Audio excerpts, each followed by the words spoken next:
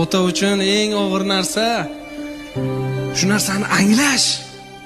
Bir kun kelib mani erka qizimni avaylab qo'limda erkalab katta qilib o'tgan qizimni kimgadir berib yuboraman-da, tushunyapsizmi?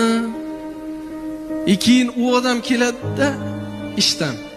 Erka qizim naskisini yechadimi? Nomard menga ayt, o'zim yechaman. Erka qizimni ovqatiga baho beradimi? Bugun tuzi kam bo'pti. Amana ko'z yoshlarimdan xo'sh bo'lmasa. Erka qizimga xiyonat qiladimi? Boshqa odamni erka qizi bilan